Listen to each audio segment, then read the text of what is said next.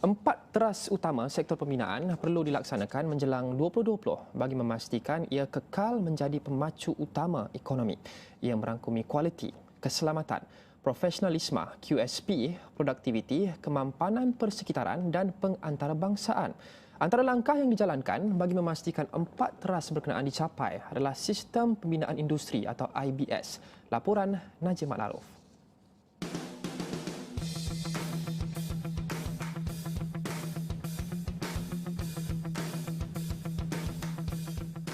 Industri pembinaan merupakan nadi pertumbuhan negara dengan pertumbuhan 8.2% pada 2015. Sejumlah 120 subsektor pembuatan bergantung besar kepada industri pembinaan. Menurut Ketua Pegawai Eksekutif Lembaga Pembangunan Industri Pembinaan CIDB, Datuk Ahmad Asri Abdul Hamid, antara masalah yang dihadapi sektor pembinaan termasuk produktiviti yang rendah, isu keselamatan dan kualiti pembinaan. Justru katanya melalui IBS, CIDB berusaha mempromosi penyelesaian menyeluruh bagi mengatasi masalah ini. Satu daripada teras CIDP adalah produktiviti. Jadi saya juga sebut tadi bahawa kita nak satu industri pembinaan yang dipacu oleh teknologi. Jadi teknologi yang kita kenal pasti, yang betul-betul kita perlu promosikan dan perlu terapkan dalam industri pembinaan adalah Industrialized Building System lah, apa yang dinamakan IBS. Dan kita tahu IBS ini sebenarnya adalah satu sistem pembinaan di mana komponen, produk dan sebagainya dibuat di kawasan yang terkawal, misalnya di kilang, dan ia dibawa ke tapak bina dan dipasang. Jadi kita merasakan kalau kita sekiranya kita dapat menerapkan IBS ini menjadi satu, orang kata kira semua orang menggunakan IBS, maka saya percaya banyak masalah yang saya sebut tadi ini industri pembinaan akan dapat diatasi. Ujarnya lagi, melalui IBS, isu kebergantungan terhadap tenaga kerja asing dapat dikurangkan, seterusnya mewujudkan peluang pekerjaan berkemahiran tinggi untuk mengendalikan jentera IBS. Kita buat kajian dulu apabila kita menggunakan IBS, pengurangan pekerja adalah sebanyak 46%. Jadi 46% kurang ni katalah sepatutnya 100 orang. Yang kerja sekarang 54 orang saja.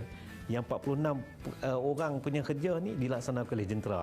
Sejak 2008, kerajaan menetapkan projek awam melebihi 10 juta ringgit wajib menggunakan kaedah IBS.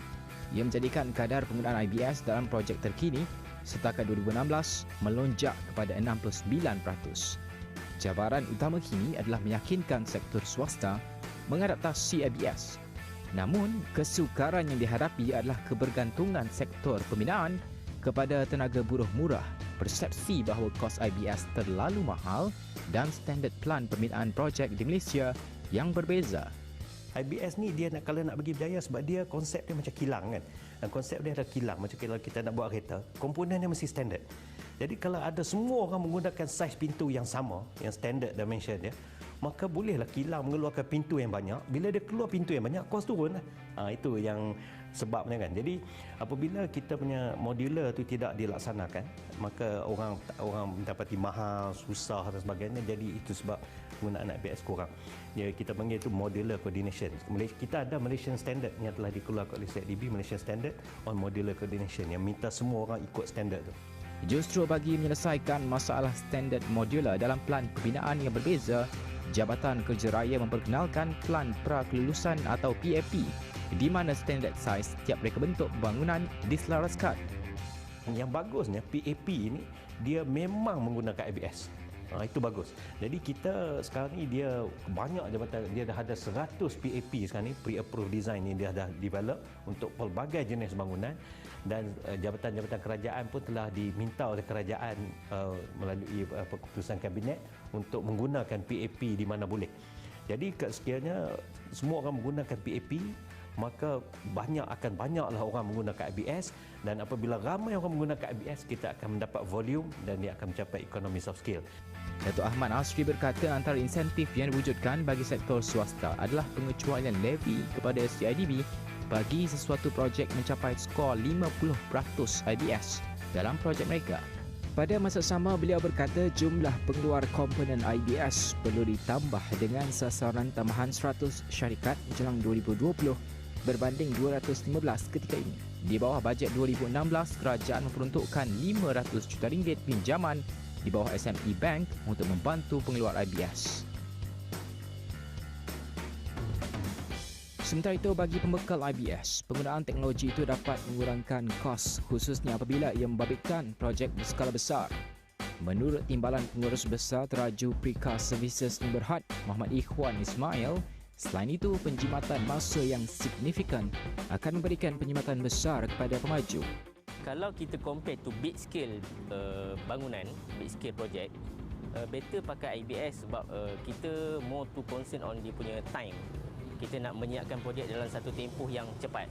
Dan kita, motif utama sebenarnya kebanyakan pihak klien, dia nak dapatkan pulangan yang lebih cepat. So bila dia dapat saving on time, dia dapat jual ataupun jual aset dia tu dengan lebih cepat. Dan itu adalah yang cakap mempengaruhi kepada penggunaan sistem IBS. Dari segi kos, jika kita lihat dari segi overall, kebanyakannya projek yang menggunakan sistem IBS ni akan lebih jimat dari segi overall.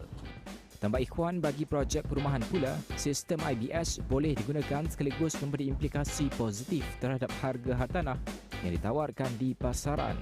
Untuk penggunaan perumahan, kita ada pelbagai sistem IBS sebenarnya. Kita ada lightweight system, panel system untuk wall system lah. So kalau untuk rumah-rumah teres ke apa semua, dia memang tak sesuai untuk menggunakan sistem structure frame system. Maksudnya sistem kerangka lah. Macam yang kita lihat kat belakang ni, sistem kerangka bangunan. So memang untuk big scale project. Contoh macam sekolah, bangunan-bangunan bangunan-bangunan pentadbiran. Untuk rumah memang kita kena pakai wall system lah untuk nampak dia punya cost saving kat situ. Dan dalam masa yang sama kita dapat siapkan projek tu dengan lebih cepat lah. Tambahnya, langkah kerajaan menetapkan 70% penggunaan IBS minimum bagi projek awam membantu melonjakkan penggunaan teknologi berkenaan. Ikhwan turut menyifatkan IBS adalah kunci ke arah sektor pembinaan yang lebih maju. IBS memang untuk masa hadapan sebenarnya. Dan so memang kita perlu menggunakan sistem IBS. Perlu luaskan lagi penggunaan.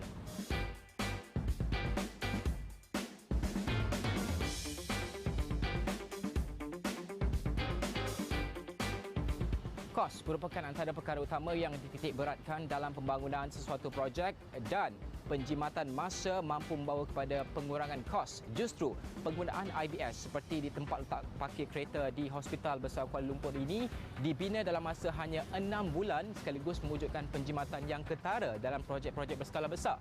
Dan ini yang diharapkan dapat diadaptasi bukan sahaja oleh sektor awam, malah sektor swasta di Malaysia dalam memberikan penjimatan kos kepada mereka, dan pada masa yang sama projek dapat disiapkan dalam masa yang singkat. Muhammad Najib Maruf, Astro Awani.